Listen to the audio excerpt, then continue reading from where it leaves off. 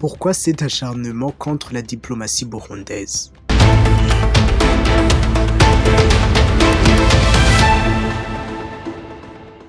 Les chiens aboient, la caravane passe. À peine 2 mois après avoir pris les rênes de l'Union africaine, la présidence burundaise d'Evariste Ndayishimiye sur la scène continentale manifeste son leadership incontesté. Dans le silence, seules les œuvres comptent. L'épisode de la candidature de l'ancien président sénégalais Macky Sall au poste de secrétaire général des Nations Unies illustre, selon de nombreux observateurs burundais, une volonté délibérée de discréditer l'action diplomatique de Bujumbura.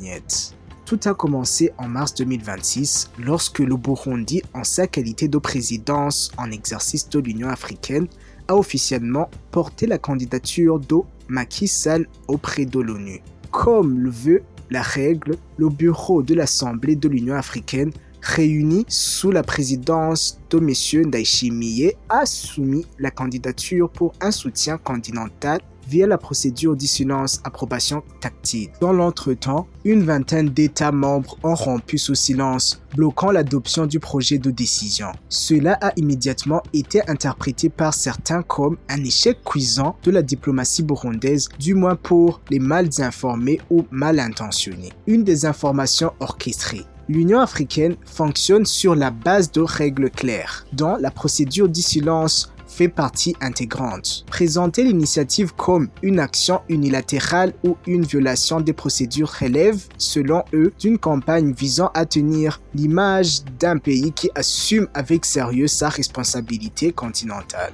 Le ministre rwandais des Affaires étrangères, Olivier Nduhungirehe, s'est particulièrement distingué en critiquant vertement le processus, affirmant que la présidence burundaise risquait de ternir la crédibilité de l'Union africaine dès ses premières semaines. Manifestation d'hostilité systématique, c'est la fin qui justifie les moyens, hélas. Le pays, longtemps perçu comme en marge, occupe désormais une place centrale dans le concert africain, d'où le glissement des dents. L'histoire diplomatique du Burundi plaide en sa faveur. Nation contributrice, historique aux missions de maintien de la paix de l'ONU et de l'Union africaine. Le Burundi a su bâtir une réputation de fermeté sur les questions de souveraineté et de stabilité régionale. La présidence actuelle s'inscrit dans cette continuité avec une ligne claire: défendre l'unité africaine tout en refusant toute ingérence. Des critiques venues notamment d'un voisin envieux et mal en point, un pétolapin. Les tensions bilatérales rwando-burundaise provoquée par ce premier devrait pas constituer un instrument de base arrière pour ternir la réputation d'un pays bientôt émergent. En fait, Kigali cherche à affaiblir l'influence de son voisin en instrumentalisant chaque initiative régionale. La réaction virulente de M. Nduhungirehe est l'illustration parfaite. Le Rwanda, en quête d'espace vital, s'est retrouvé embourbé sous credo polichinelle. Pourtant, malgré les aboiements, la caravane passe.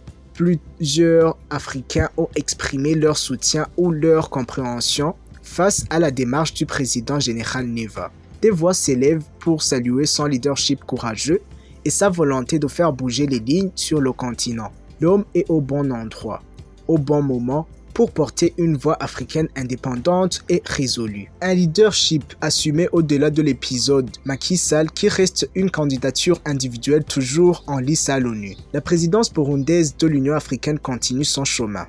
Elle met l'accent sur la solidarité régionale, la modernisation du continent et la défense des intérêts collectifs africains. Les critiques, aussi négatives soient-elles, ne sauraient occulter les perspectives ni la détermination affichée par Bujumbura. Comme le dit le proverbe, les chiens aboient, la caravane passe. La diplomatie burundaise, forte de son histoire et de sa vision, est décidée à poursuivre sa route malgré les vents contraires. C'était Eben Trésor.